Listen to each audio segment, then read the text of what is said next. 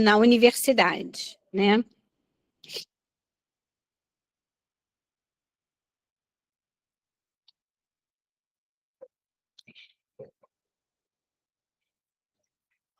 Então, por que a gente vai falar de PI, né, na universidade? Por que falar de PI para os pesquisadores, para os estudantes das áreas técnicas, né? Porque os designers, os arquitetos e os engenheiros, eles criam soluções técnicas para problemas existentes. E muito poucos sabem que essas soluções elas podem ser protegidas e gerar produtos que vão ser rentáveis no futuro, né? Os ativos de PI, eles são, né, instrumentos de inovação, impacto e competitividade. Mas a gente não vai conseguir atingir esse nível de impacto se a gente não tiver a nossa invenção protegida. Então, por isso que a gente veio hoje falar um pouco com vocês de propriedade industrial. Pode passar, Tainara, por favor. O que é a propriedade intelectual, né? Que daí que vem a propriedade industrial. A propriedade intelectual, ela agrupa três grandes grupos de proteção, né? A propriedade industrial, o direito autoral, que é o direito de autor que a gente conhece, né? E a proteção sui generis, né? Então, depois que as suas ideias assumem uma forma definitiva, você deve considerar se deve protegê-las como uma propriedade intelectual, né? No nosso caso, uma propriedade industrial. Então, as patentes, as marcas, o desenho industrial e as indicações geográficas, elas fazem parte do grupo da propriedade industrial, ou seja, é a parte da proteção que tem relação com a indústria, né, que tem a proteção em relação à produção, né, a produção industrial, a produção em escala, certo? Então, são sobre eles que nós vamos falar agora. Então, a propriedade industrial, né, que a gente viu dentro da propriedade intelectual, é esse conjunto de direitos que protege as criações humanas aplicadas ao mercado. Então, são as marcas, são as patentes, são os desenhos industriais e são as indicações geográficas, certo? Então, sobre isso que a gente vai falar. Se a gente tem, por exemplo, uma música, Gilberto Gil, ele escreveu uma música, compôs uma música. Essa música é um direito de autor. E ela vai ser do Gilberto Gil, independente se ele registrar ou não essa música. Um pintor pintou um quadro, né? Um quadro famoso. Esse quadro é do pintor, independente se ele registra ou não a obra dele. Na propriedade industrial, a gente tem uma situação um pouco diferente.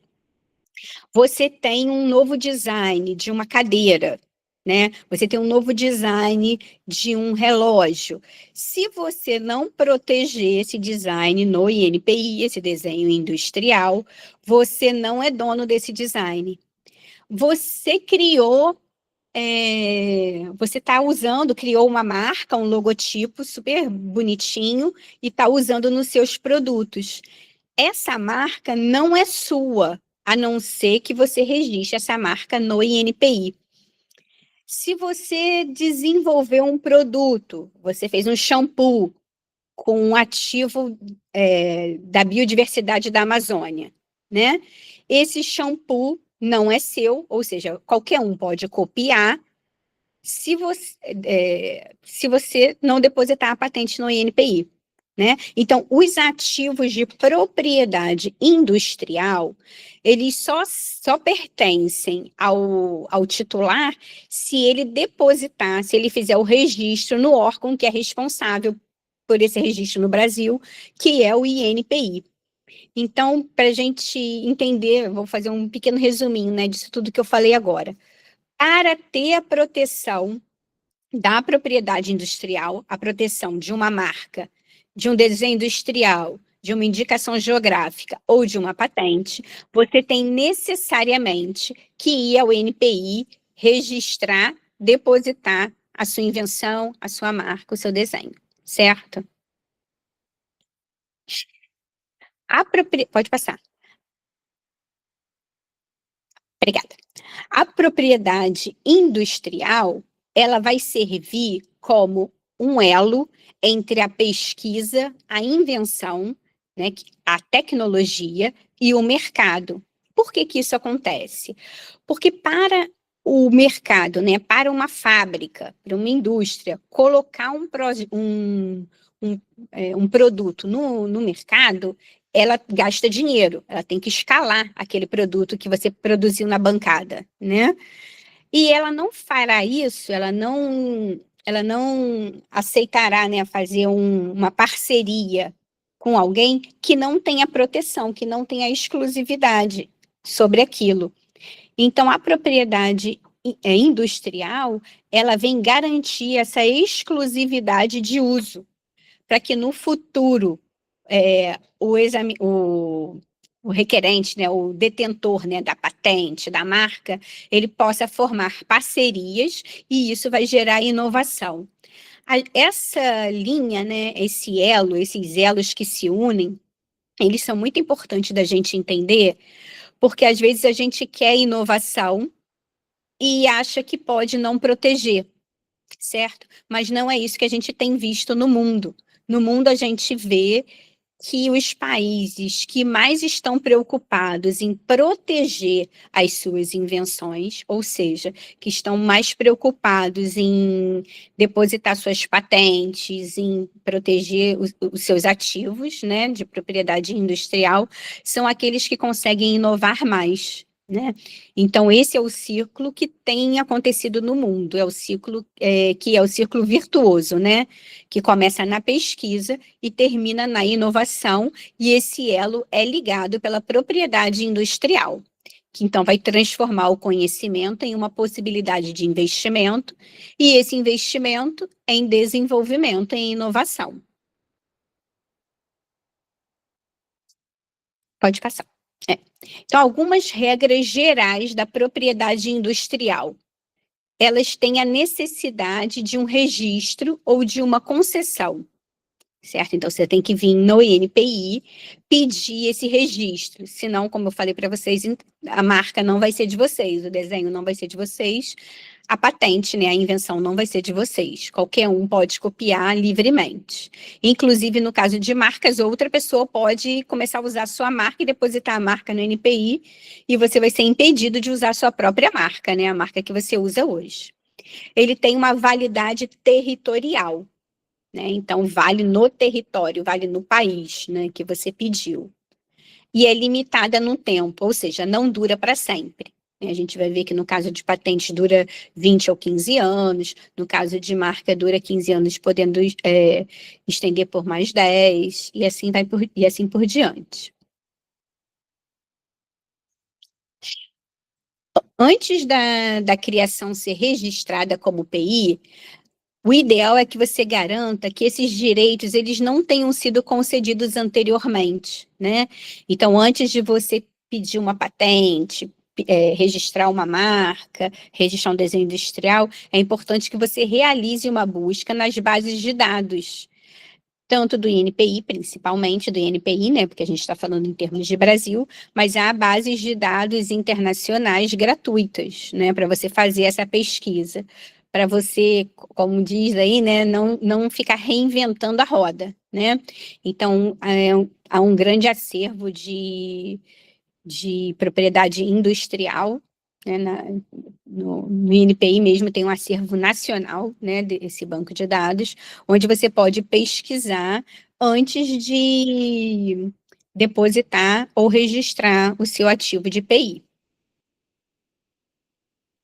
Então, agora a gente vai falar um pouquinho sobre cada um desses ativos, tá? Vou começar falando sobre a marca. A marca é o que gera o valor da reputação e da confiança, né?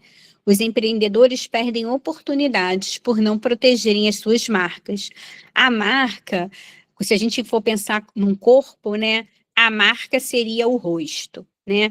É a primeira coisa que o cliente vê no seu produto, né? Então é muito importante, se você está pensando em ter um produto, você tem uma startup, tem um produto que é vendável, você precisa pensar bem na sua marca, porque a pessoa, o teu cliente tem que saber como voltar, né, a você, né?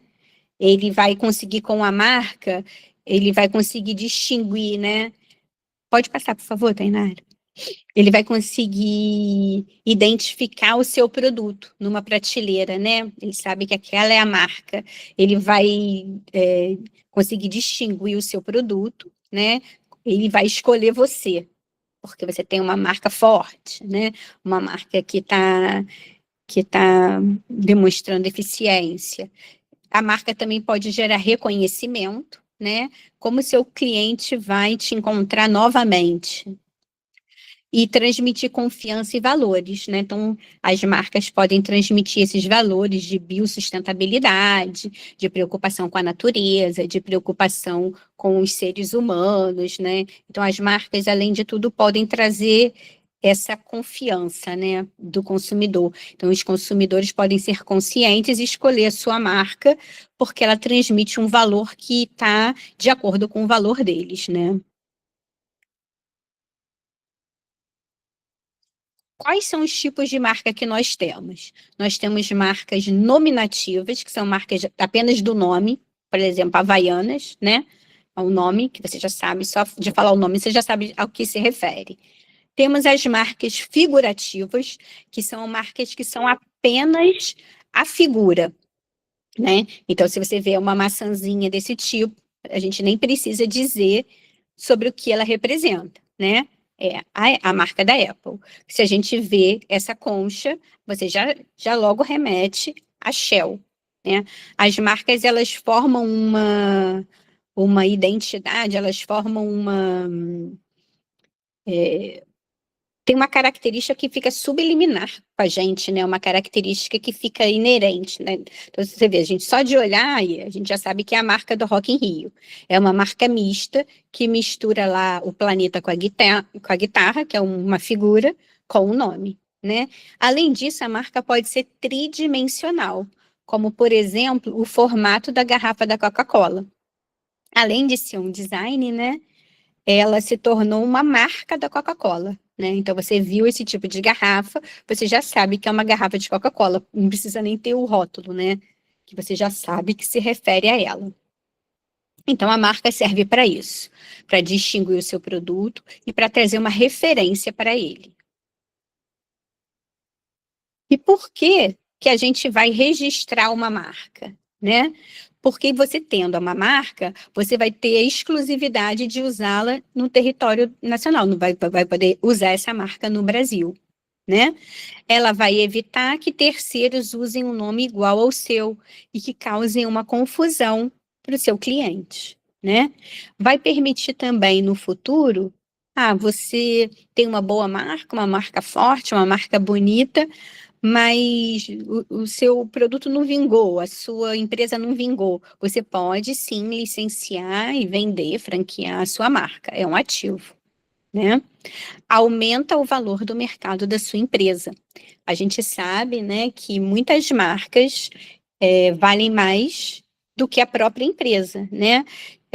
Se você for levantar todas as fábricas da Coca-Cola, todas as garrafas de Coca-Cola, tudo que ela vale menos a parte física, né? O que é ativo mesmo, físico, vale menos do que esse ativo de PI da Coca-Cola, né? A marca Coca-Cola vale muito mais do que a empresa física vale, né?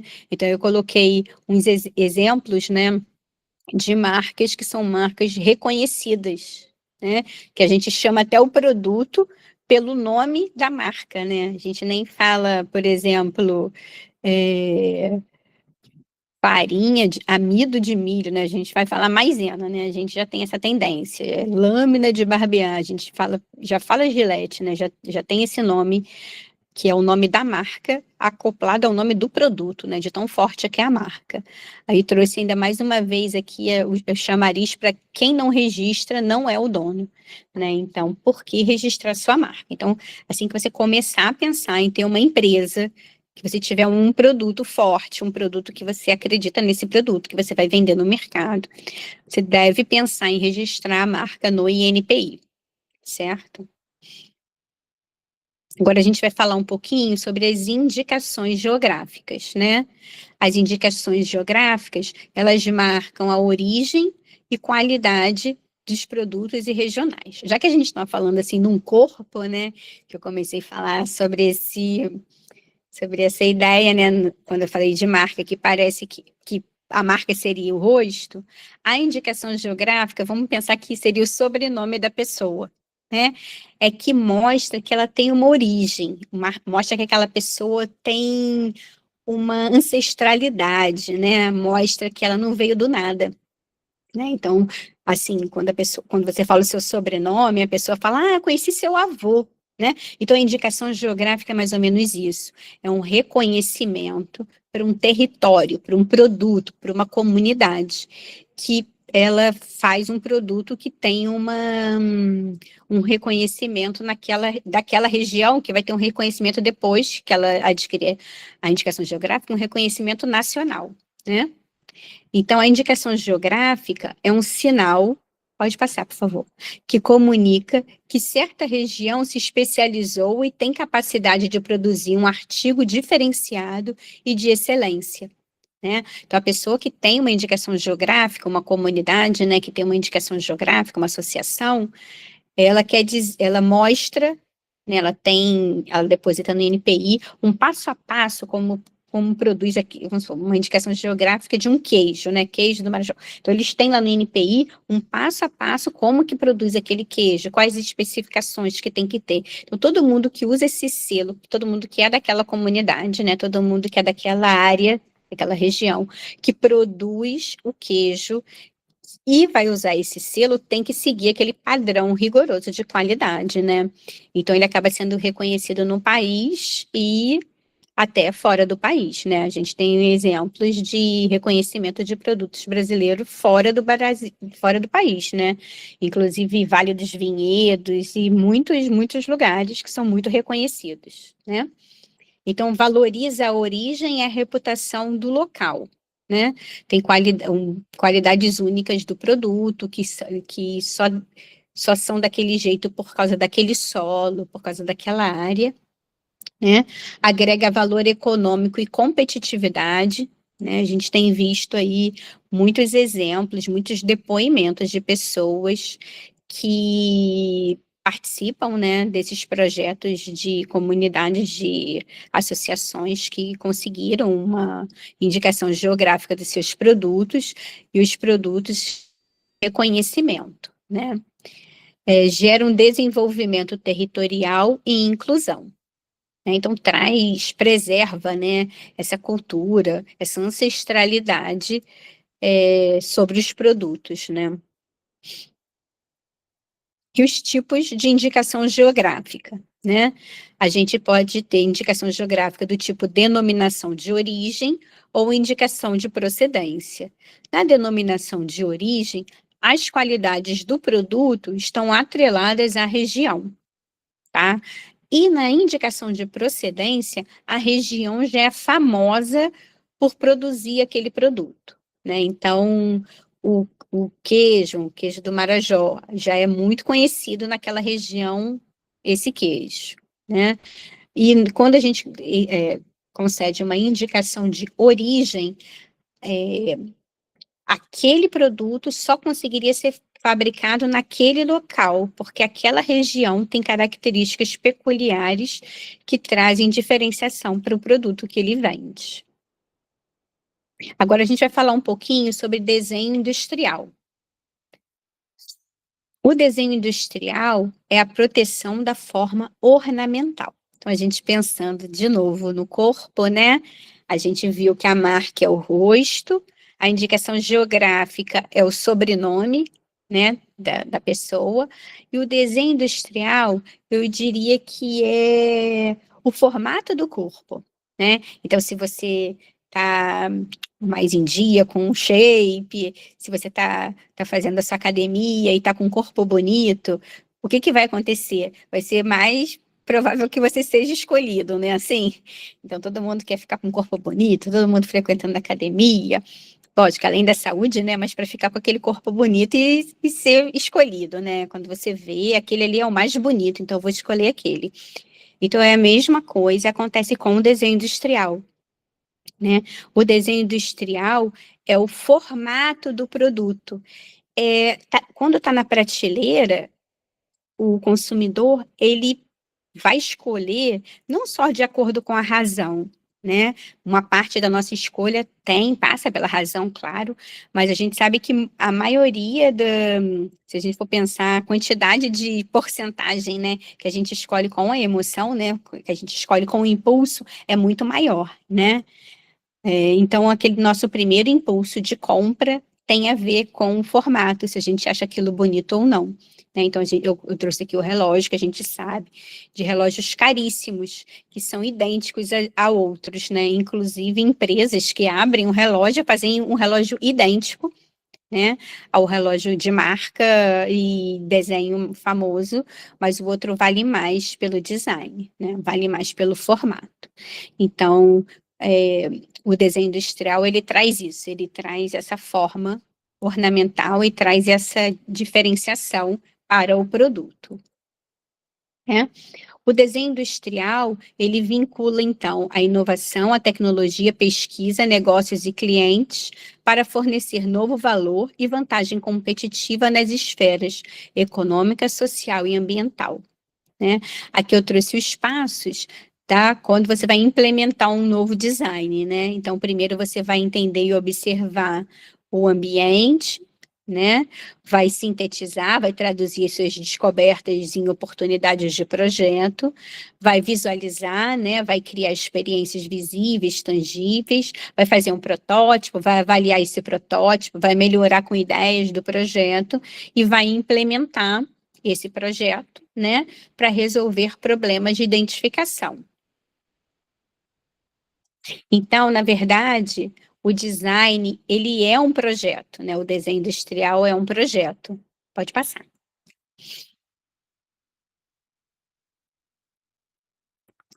O desenho industrial, né, o design, ele é um projeto. Mas o que que acontece? A nossa lei, a lei da propriedade industrial, que rege, né, os desenhos industriais, é uma lei antiga, de 1996. E ela não está muito atualizada em relação ao que a gente hoje conhece, né, que a gente vê como design, né? Então, ela protege, na verdade, apenas a forma plástica e ornamental de um objeto, tá? Que proporciona resultado visual novo e original e que possa servir de um tipo de fabricação industrial. Então, a nossa lei, o nosso desenho industrial, ele protege a aparência visual de um produto e fortalece a competitividade e posicionamento daquele produto no mercado. Então, a gente vai pensar assim, se o desenho industrial, se o seu projeto, ele é um projeto ornamental, ele é um projeto que vai trazer benefícios apenas visuais para o seu produto, você vai depositar um pedido, né, de desenho industrial, um registro de desenho industrial. Se você tiver uma melhoria funcional com o seu projeto, a gente já vai poder pedir uma patente de modelo de utilidade, que eu vou falar um pouquinho mais para frente. Tá? Então, o desenho industrial, ele vai proteger a forma plástica e ornamental do seu projeto, né? Então, ele refere-se à proteção externa, né, dos objetos tridimensionais, ou seja, os objetos que têm forma, volume no espaço, né? E também, pode passar, mas eu trouxe mais exemplos, né, de desenho industrial.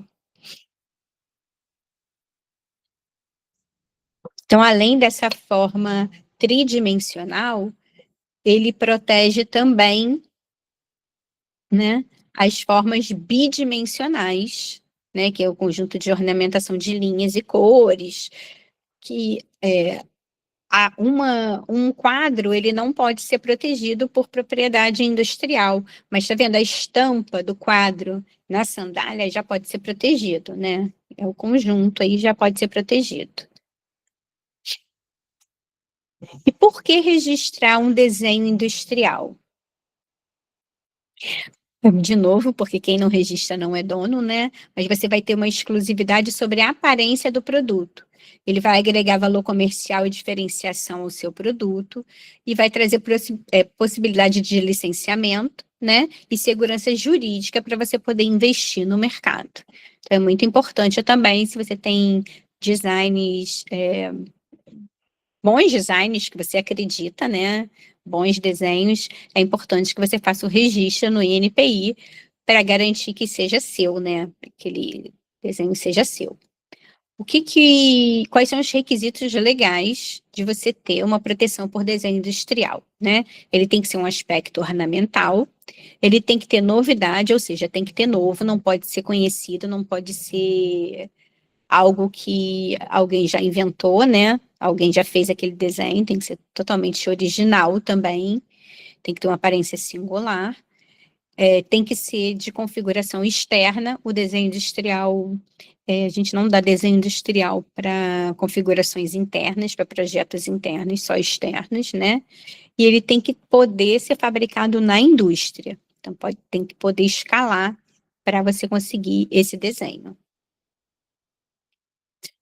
O Acordo de Haia é um acordo internacional que rege os desenhos industriais e o Brasil, ele é signatário desde 1º de agosto de 2023, tá? Nesse acordo, os brasileiros, eles podem fazer um registro de desenho industrial internacional, que seria válido no mundo inteiro, tá? E vai ser protegido, então o Brasil tem essa possibilidade, então se você deseja também proteger o seu design fora do Brasil, é bom você conversar lá com a gente, né, do INPI, para a gente conseguir ajudar você na melhor proteção possível, tá? E agora eu vou falar um pouco sobre patentes, né? As patentes, elas são as proteções sobre a tecnologia e a proteção sobre os objetos, né? Aí eu vou fazer de novo, né? Já que eu comecei a falar sobre o corpo, né? Eu falei a marca é o rosto, a indicação geográfica seria o sobrenome, o design é o corpo, né? O shape do corpo, e a patente eu vou dizer que são os órgãos, né? Sem os órgãos, o corpo não funciona. O restante é o que você vê por fora, mas a patente é o que faz funcionar, a patente é a tecnologia por trás, né? Então, é fundamental, né? A patente seria, assim, relacionada à sua saúde, né? O bem-estar dos seus órgãos, o funcionamento dos seus órgãos, né? Então, a patente, ela é um direito, né? Um título, né? Que confere ao titular um direito exclusivo de uso. Então, ele pode impedir que terceiros, né? Que outras pessoas usem a sua invenção, né? Então, assim, ele garante exclusividade de exploração e protege e valoriza sua invenção, né? Podendo tornar uma inovação. Aí eu venho com esse slide perguntando por que que eu devo falar de patentes para os pesquisadores, né? E esse é um gráfico, né? Que é de 2024, que fala sobre a quantidade de artigos científicos que são publicados anualmente no Brasil, né? Quando você olha aí a parte de ciências agrárias, engenharia e tecnologia, ciências médicas, talvez alguma coisa, ciências da natureza, muita coisa, né? Podem ser protegidas, são tecnologias que são desenvolvidas, né, nessas áreas, né? Quando a gente vê aí, quando a gente fizer as contas, a gente vai encontrar mais ou menos 70 mil artigos publicados por ano nessas áreas, né? Então, você poderia pensar assim, o Brasil deposita pouca patente de tecnologia, porque a gente gera pouca tecnologia no Brasil. Mas o que os artigos científicos mostram para a gente é que isso não é verdade. A gente publica cerca de 70 mil artigos científicos de tecnologia todo ano, né, nas revistas científicas. E quando a gente vai olhar quanto que a gente deposita de patente, que os brasileiros depositam de patente, essa linha vermelhinha embaixo, tá? A gente vê que a gente deposita cerca de 10 mil patentes por ano no Brasil, os brasileiros, né? Depositam cerca de 10 mil patentes por ano. Sendo que dessas 10 mil, cerca de 3 mil são de produtos, né? São modificações de produto. Então, seriam patentes de modelo de utilidade. Então, quando a gente faz as contas de 70 mil artigos científicos publicados anualmente, apenas 7 mil são convertidos em patentes. Então, seria 10%, né? A gente está usando 10% do nosso potencial aí de pesquisa em depósito de patentes. E como eu falei lá no início, né, se a gente não tiver a patente fazendo o link, né, entre essa pesquisa, a gente não consegue chegar no mercado. Fica esse elo quebrado e as pessoas ficam publicando apenas os artigos, né, e as pesquisas ficam muito nos centros, né, nos ICTs. Não conseguem chegar ao mercado. Tanto desenvolvimento, tanta coisa boa sendo produzida, que não consegue atingir o povo, né? Que não consegue atingir a sociedade. Então, eu trouxe um pequeno slide, né, sobre esse estudo, né, do Núcleo de Inteligência e Propriedade Industrial, de que o INPI participou, sobre os bioinsumos da Amazônia, né? Foram estudados os 59 insumos da flora amazônica, né, de relevância para a ciência e desenvolvimento. E a gente percebe mais ou menos a mesma coisa, assim, a mesma porcentagem, que no mundo a gente viu 43 mil, cerca de um pouquinho mais, né, de 43 mil depósitos de pedidos de patentes relacionados aos bioinsumos da Amazônia. E apenas 4 mil foram depositados no Brasil. Não todos por brasileiros, tá?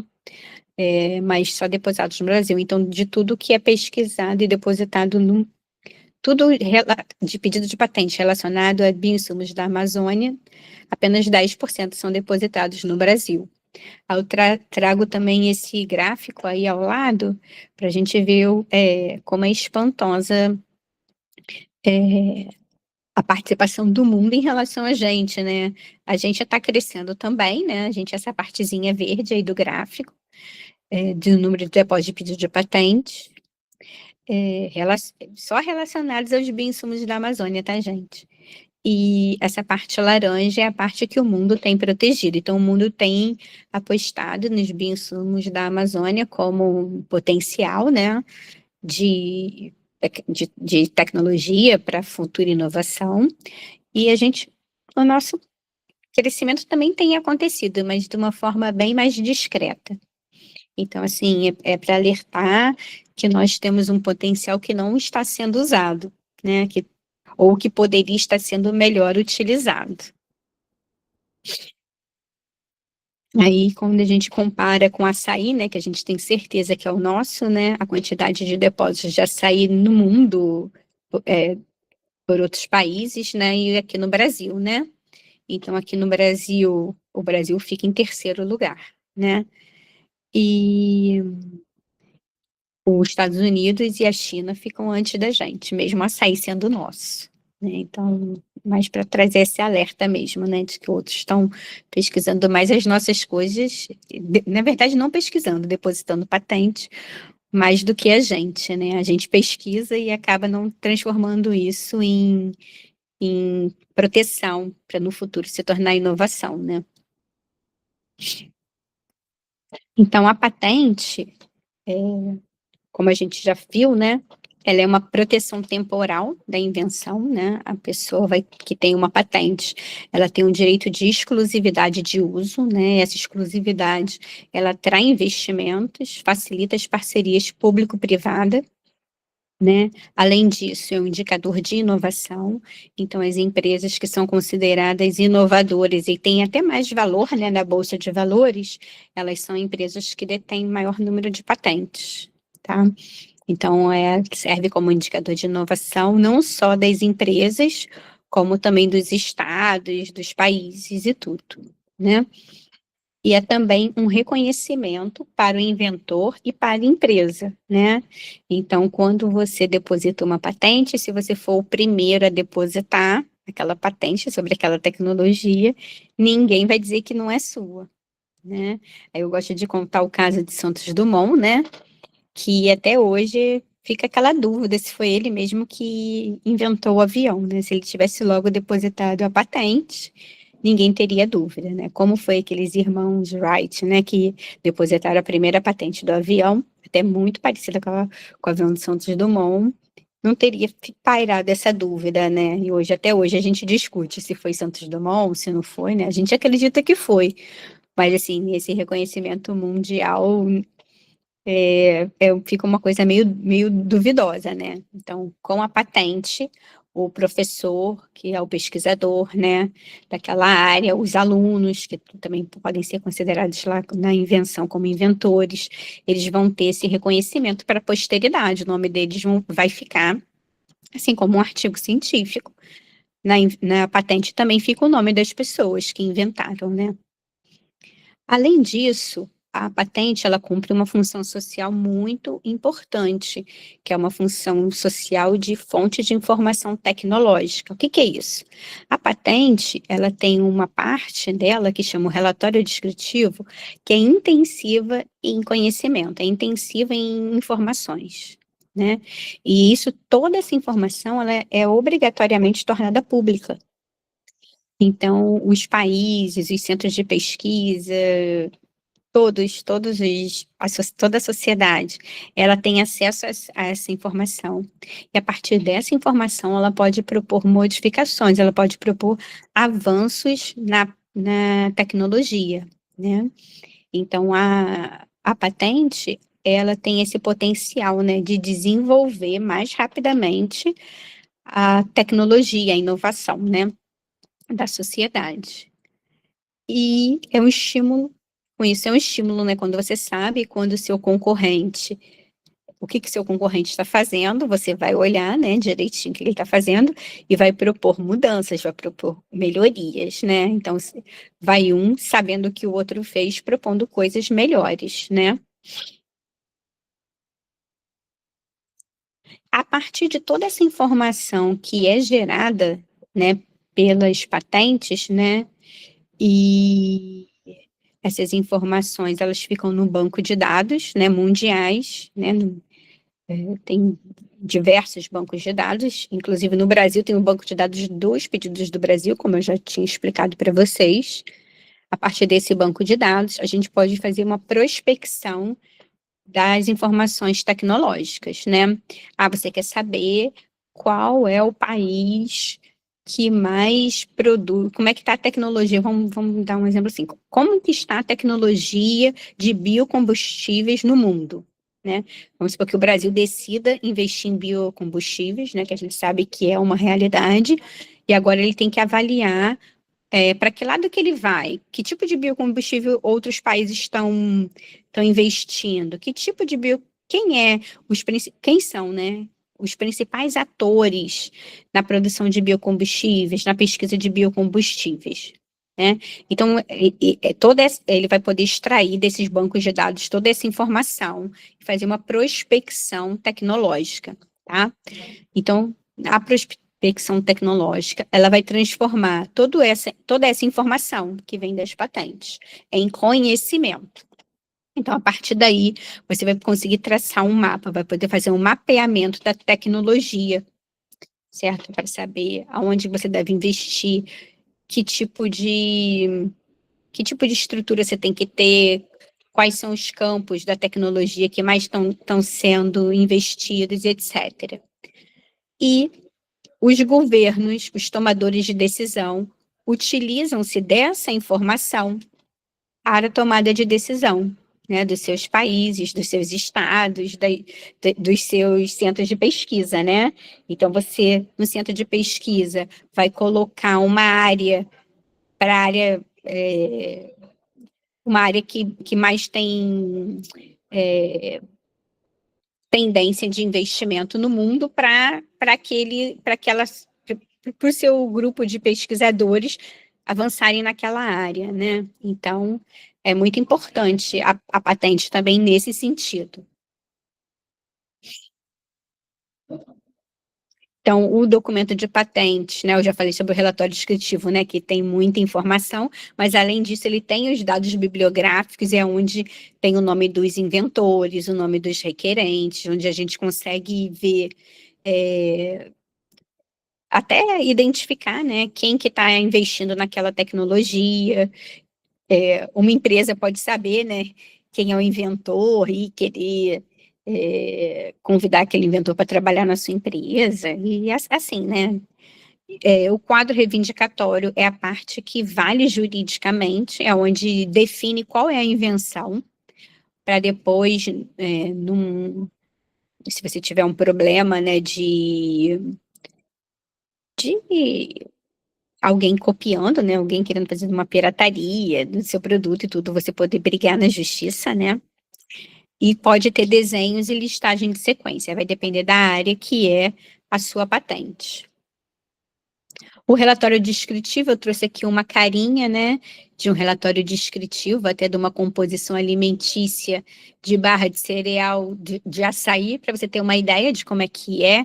Então, assim, são páginas e páginas, nesse caso aqui tem 19 páginas nesse relatório descritivo, com toda a informação detalhada, como se faz o produto, a composição desse produto e etc. Então, aí você vai conseguir no relatório descritivo ter essa informação detalhada da invenção. E depois vem as reivindicações, né? Ou quadro reivindicatório, que é onde descreve o que está sendo protegido, o que de fato é a invenção. Então, a invenção, no relatório descritivo, a gente conta toda a história sobre aquela invenção, o que tinha antes, né? Quais eram as autoridades, quais eram os problemas de estado da técnica. E como você resolveu, você traz exemplos, isso tudo no relatório descritivo. Nas reivindicações, você fala exatamente o que você quer proteger, ou seja, você fala exatamente o que é a sua invenção. E quais são os tipos de patente que nós temos? Nós podemos ter uma patente de invenção, que é quando você tem uma invenção, né? Quando você tem uma mudança em uma tecnologia. Tem uma patente de modelo de utilidade, que é aqui que eu falei para o pessoal de DI, né, de desenho industrial, que quando o desenho industrial ele traz uma melhoria funcional para o seu objeto, na verdade, ele pode estar tendo uma patente de modelo de utilidade. Então, vale a pena ele depositar como uma patente de modelo de utilidade, que é uma patente de um objeto que teve uma modificação, e essa modificação traz um efeito funcional melhorado, né? E um certificado de edição, que é quando você vê uma melhoria que você pode fazer na sua própria patente, você coloca um certificado com esse aperfeiçoamento. Então, eu trouxe aqui alguns exemplos de tipo de patente, né? A patente de invenção, né? Pode ser medicamento, pode ser as moléculas, pode ser carro, pode ser avião, pode ser processo. Então, são tecnologias, né? A proteção é de 20 anos. E o modelo de utilidade já protege o objeto, né? Com a melhoria funcional. E a proteção é durante 15 anos. Aí trouxe aqui um exemplo, né, da evolução do telefone, né, desde Graham Bell até esse telefone que a gente já teve em casa aí de tecla, né? Passou pelo telefone de discagem, telefone de tecla, né? E uma invenção, que foi uma invenção de uma brasileira, né, o escorredor de arroz, né? Que antes tinha uma peneira. Aí tinha uma peneira e uma bacia, e ela inventou esse escorredor de arroz que acopla a bacia com a peneira e que é muito usado aí no Brasil, né? Então, esse aí é o tipo de modelo de utilidade, quando modifica um produto para trazer uma melhoria funcional. As patentes, elas têm que cumprir alguns requisitos e condições de patenteabilidade. Como requisitos, a gente tem a novidade, ou seja, o que a gente vai pedir, o que a gente vai proteger tem que ser novo. Ninguém pode ter feito no mundo inteiro. A novidade, ela é mundial, tá? Ah, se tem uma coisa que tem na Austrália, mas aqui no Brasil ninguém conhece. Mesmo assim, não pode depositar o pedido de patente, porque tem que ser uma novidade mundial, tá? A gente procura em bancos de dados do mundo inteiro, certo? E tem que ter atividade inventiva. Atividade inventiva é quando não é óbvio, né? Tem que trazer uma inventividade. Tem que trazer alguma coisa, tipo um plus. Não basta eu juntar A com B e essa junção não trazer nada superior, não trazer um sinergismo, entendeu? Vamos supor, eu tenho um remédio de dor de cabeça e tem um remédio de dor de barriga. Juntei os dois medicamentos, tomei num único comprimido e funcionou para dor de cabeça e dor de barriga. Ah, isso seria óbvio. Eu só juntei duas coisas. Ah, mas eu juntando esses dois compostos, foi bom para doença de pele. Poxa, ninguém estava esperando isso. O negócio era dor de cabeça e dor de barriga, entendeu? Então, quando essa junção traz um efeito inesperado, traz um sinergismo, traz alguma coisa que eu não estava esperando, aí eu vou dizer que não é óbvio, então tem atividade inventiva. Quando é óbvio, qualquer um faria, um técnico no assunto faria, eu vou dizer que não tem atividade inventiva, então não pode pedir patente, tá? Além disso, tem que ter aplicação industrial, ou seja, tem que poder ser aplicado na indústria. Aqui, como indústria, é só você pensar numa fabricação seriada. Não precisa ser uma indústria enorme, pode ser uma indústria mesmo, uma coisa pequena, né? Mas que possa ser produzida em série, tá? Além disso, como condições de patenteabilidade, a gente tem a clareza, o pedido tem que estar escrito de forma clara, o quadro reivindicatório tem que estar com palavras claras para a gente entender direitinho o que é invenção, o que vai proteger naquela invenção. E tem que ter suficiência descritiva. Aqui é uma parte muito importante, porque eu já comentei, mas eu vou comentar aqui de novo, que quando você tem uma patente, você tem uma exclusividade de uso, certo? A contrapartida para a sociedade é a liberação da informação. Então, tem tipo uma balança, tá? Eu te dou exclusividade de uso, em troca, você me oferece informação. Então, por isso, o meu pedido, né, o pedido de patente, ele tem que ter suficiência descritiva, ou seja, ele tem que estar descrito de forma suficiente para que um técnico no assunto, para que uma pessoa especializada na técnica consiga reproduzir aquilo, né? Que aí depois de 20 anos vai ficar aberto ao público aquela informação e qualquer um vai poder produzir aquilo, né? A gente vê muito isso no caso dos medicamentos, né? Agora a gente está falando muito sobre o Ozempic, que vai passar os 20 anos dele no início do ano que vem, não sei se é março ou abril de 2026, mas assim, a indústria farmacêutica já está se organizando para conseguir botar o genérico, né? Porque o Ozempic foi um medicamento que gerou muito dinheiro, né, para a empresa. É um medicamento mais vendido, né, nos últimos tempos, é o Ozempic. E agora, com a patente dele entrando em domínio público, outras empresas vão poder copiar. É, sem prejuízo, né? Porque quando entra em domínio público, todos podem usar aquela informação, né? Só para vocês terem uma ideia de quão é grandiosa a patente, né? Uma invenção que emplaca, né? Como pode ser grandiosa, dizem, né? Que esse Ozempic mudou a história da Dinamarca, que são bilhões que são gerados anualmente, né? Pela empresa, né? Outra condição de patenteabilidade é a unidade de invenção. Cada patente tem que ser relacionada a uma invenção ou um conjunto de invenções interrelacionadas, né? Então, não pode, se você tem duas coisas diferentes, você vai ter que pedir, duas invenções diferentes, você vai ter que pedir em dois pedidos separados, não pode pedir no mesmo pedido, tá? Eu trouxe aqui para vocês esse slide do o que pode ser patenteado, né? Então, eu posso ter invenções de processos, né? Numa patente de invenção, né? Invenções de processos e de produtos. Como produto, o que que a gente considera, né? A gente considera um composto químico, a gente considera uma composição, uma formulação, uma combinação, um produto finalizado, né? Eu coloquei aqui chiclete, medicamento, fungicida, mas poderia ser lâmpadas, poderiam ser celulares, né? Tudo aqui, o objeto final, né? Também podemos proteger os processos. Então, processo de fabricação, aí um processo de fabricação de álcool, né? Um processo de fabricação de um bolo, o processo de fabricação de torra de um café, tá? Se trouxer uma coisa diferente, se nunca ninguém tiver feito do seu jeito, e o jeito que você faz traz uma melhoria funcional, traz uma coisa que uma característica inesperada, né? Então, você vai poder proteger por patente.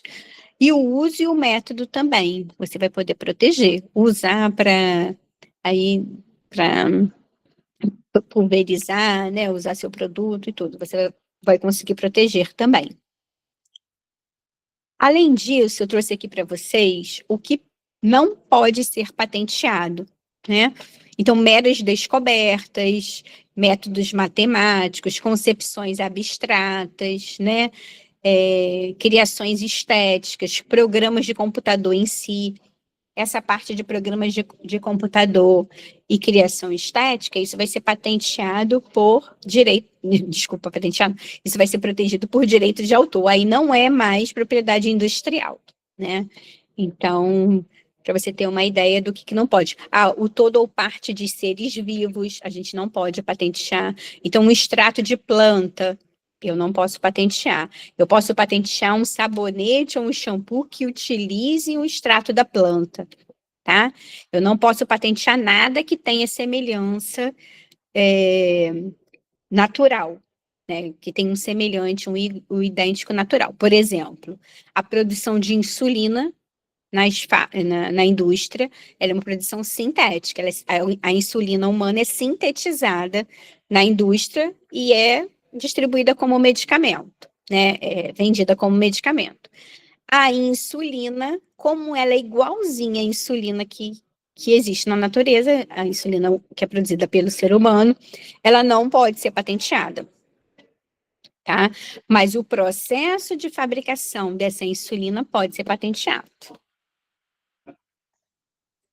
Outra coisa também que não pode ser patenteado, né, são as substâncias que transformam o núcleo atômico, né, e o todo ou parte de seres vivos também não pode patentear no Brasil. Aí eu trouxe esse slide, né, que eu gosto sempre de trazer ele, pode passar, né, que é um slide que resume bem o que é a patente, né? O que é a inovação, o que é a invenção, né? Então, você tem uma ideia, né? Ou faz uma descoberta sim. Está andando na natureza, descobriu uma planta, descobriu um animal que tenha uma secreção, né? Fez uma descoberta, observando a natureza, né? Quando você modifica a natureza, ou você concretiza essa ideia, você tem uma tecnologia ou uma biotecnologia, né? Quando tem a interferência humana sobre essa descoberta, sobre o que tem na natureza, já existente na natureza, né? Se essa concretização, se essa biotecnologia, se essa tecnologia tiver novidade, atividade inventiva e aplicação industrial, a gente tem uma invenção, tá? E essa invenção que pode ser patenteada no INPI, que pode virar uma patente, né? Que você vai depositar no INPI, que vai virar uma patente. Essa invenção, quando for para o mercado, pode se tornar uma inovação. A gente vai chamar de inovação. Então, a inovação é a invenção no mercado, a invenção sendo vendida, né? Agora, a dificuldade para a gente no Brasil ainda é, tendo a descoberta, tendo a biotecnologia, fazer a patente. É um gap que a gente tem, né? Eu mostrei aí nos artigos científicos.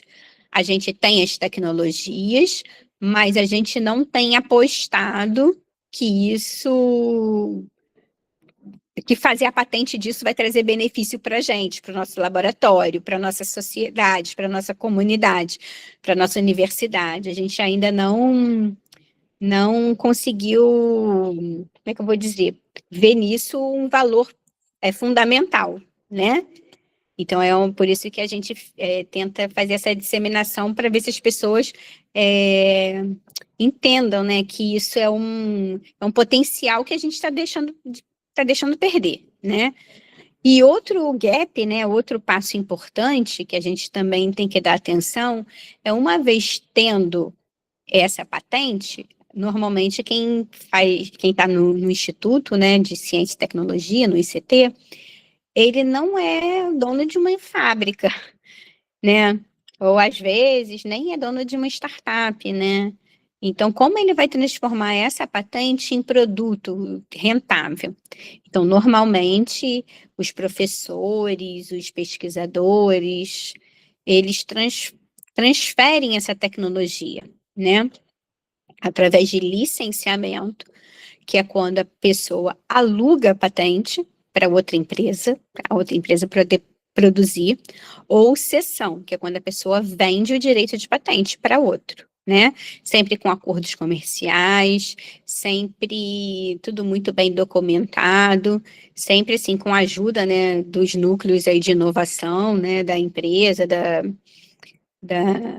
do ICT, né? Para que esse produto, através da empresa, se torne uma inovação e melhore a vida da sociedade, né? Porque não adianta as descobertas ficarem só no laboratório. Assim, é o que a gente tem visto. É muita coisa muito boa sendo desenvolvida no Brasil que não se torna concreto, porque esse ciclo tem uns pedaços que ainda não estão muito fortes, né? Então, é esse a mensagem que eu queria deixar para vocês. Não sei se teve alguma pergunta.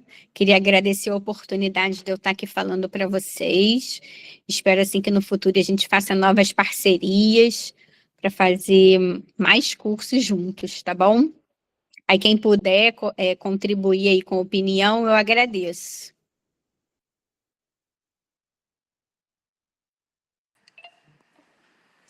Eu queria só pegar as palavras do professor Mesquita, né, do início aqui da nossa conversa e agradecer, agradecer pelo tempo de vocês, da Tainá.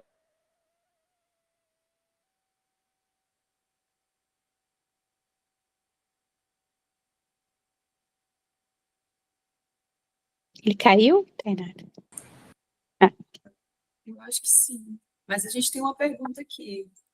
pode me perguntar. Oi, Ana Tércia. Bom dia. Pode me explicar a patente de hardware e software? Então, na Tércia, quando você tem um software, a gente não é uma patente, né? A gente vai fazer um registro do software. O software, que a gente lá no INP a gente considera como software, é aquele desenho, aquela parte do algoritmo, né?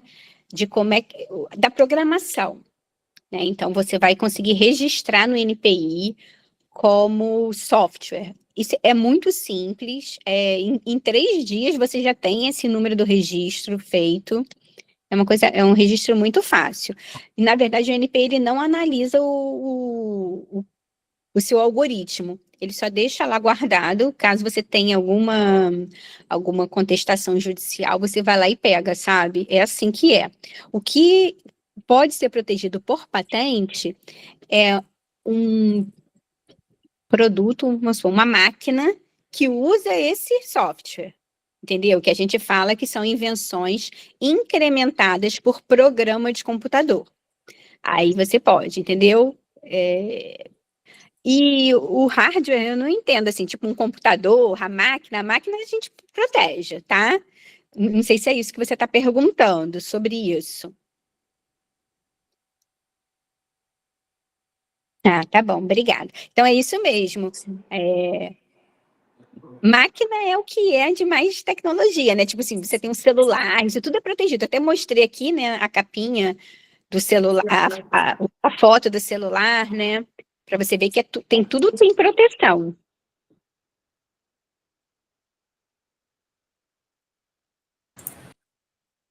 Tatiana, ela pediu para dar alguns exemplos, né, dessas proteções, no caso, relacionadas a hardware e software, Então, principalmente hardware.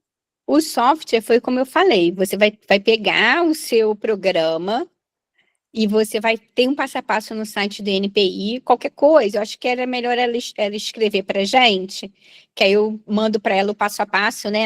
É melhor, né, Tainara? De como ela pode fazer esse registro, tudo direitinho, para você registrar. É super simples. Você vai ficar tipo com um código, e esse código é a garantia de que aquele programa, aquele software é seu, aquele programa de computador é seu. Quando você tem uma máquina, a máquina em si, se ela for nova, ela já pode ser patenteada. Se ela for nova só por usar esse software, vai depender de como que isso modificou o uso da máquina, né? Mas aí também a gente também tem as diretrizes, se você quiser se especializar mais, a gente pode te enviar. Mas é isso, dá para proteger a máquina que tenha um software. Natécia, é muito importante até a gente entender o público aqui, né? Porque a Tatiana, ela é examinadora de patentes, né? Tatiana, você pode falar um pouquinho melhor sobre a sua atuação. E aí, assim, a gente sabe que a UEA, ela desenvolve muitos projetos, né? Muita pesquisa focada em TIC, né? Então, nessa primeira aproximação foi uma abertura geral sobre conceitos relacionados à propriedade industrial, mas que a gente vai conseguir organizar mais ações relacionadas a, por exemplo, essa temática de TIC, que eu sei que é uma demanda. Mas a Tatiana pode falar um pouquinho mais sobre a sua especialidade, que aí quem tiver também dúvidas relacionadas a esse tema é bem legal para a gente estar tirando essas dúvidas.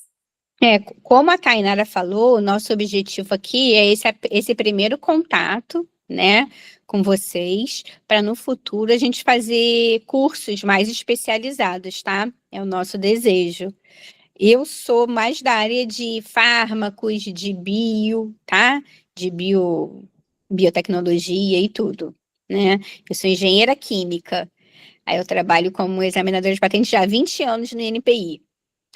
Aí, mas a gente vai sim preparar um curso nessa área de tecnologia da informação e comunicação, porque a gente já tinha visto que era uma demanda, né? Nós temos ótimos pesquisadores para a gente fazer um curso mais aprofundado. É porque aqui realmente foi uma coisa assim mais geral, só para você saber que dá para proteger, né?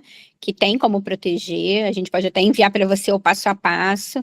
Mas por isso que eu não trouxe nada muito detalhado, né? Você vê que eu não trouxe nada muito detalhado de nenhuma área.